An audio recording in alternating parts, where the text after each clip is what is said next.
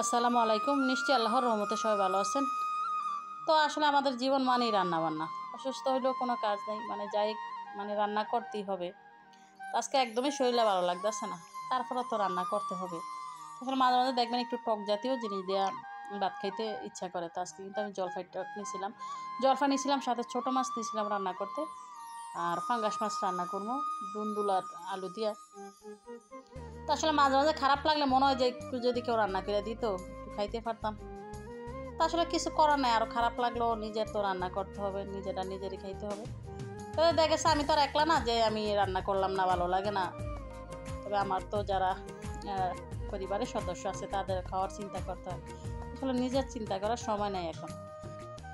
তো এই তো আমি প্রথমে মাছটা ভাজা নিলাম, মাছটা ভাজা এখন বসাই আমি তো পেঁয়াজটা তেলের মধ্যে ভাজা, কিন্তু আমি দুন্দুলটার আলুটা দিয়ে দিব। আর দুন্দুল কিন্তু এমন একটা সবজি যা পানি দেওয়া লাগে না, আসলে গাছ নাই দুন্দুল গাছ। তবে আমার এক যা আর আমার এক চাচি শাশুড়ি দুইজনে সকালে দুন্দুল দিয়ে গেছে দুইজনের গাছ থেকে, তারও গাছ কাইটা নিব এই কারণে আর কি। তো দুন্দুলটার আলুটা তেলের মধ্যে ভালোভাবে ভাজা, তারপরে গুঁড়া মশলাটা দিয়ে দিলাম। তো এখানে হলুদের গুঁড়া, মরিচের গুঁড়া, ধনিয়ার গুঁড়া আর হচ্ছে লবণ, আর একটু আদা রসুন বাটাও দিব সাথে দিয়ে তো ভালোভাবে কষা নিব। তো আসলে পানি দেওয়া লাগলো তো দুন্দুল থেকে দেখেন কতটুকু পানি উঠছে। তা আমার এক ভাই আমার ভিডিও নিচে কমেন্ট করছে, আসলে আমার রান্নাগুলো দেখা রান্না শিখছে বা শিখতেছে। তো অনেকে আছে যারা প্রবাসী আর কি, আমার প্রবাসী ভাইয়েরা আমার ভিডিওগুলো অনেক বেশি দেখে।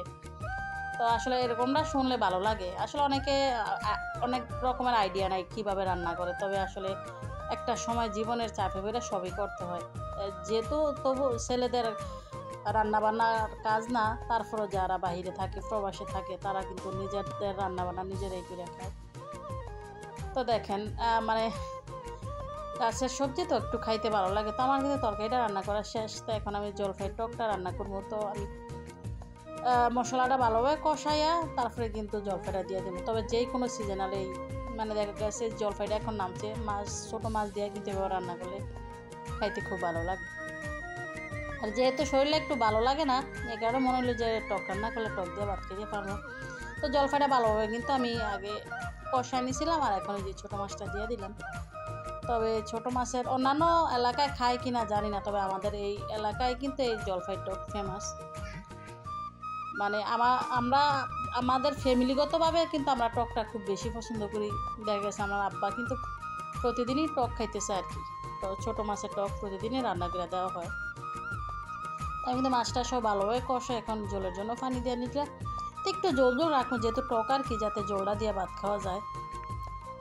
তো এই কারণে আর কি। তো দেখেন একটু কিন্তু জল জল রাখছি। তো আমার কিন্তু রান্না বান্না শেষ। তো সবাইকে অসংখ্য ধন্যবাদ, ভালো থাকবেন সবাই, আল্লাহ হাফেজ।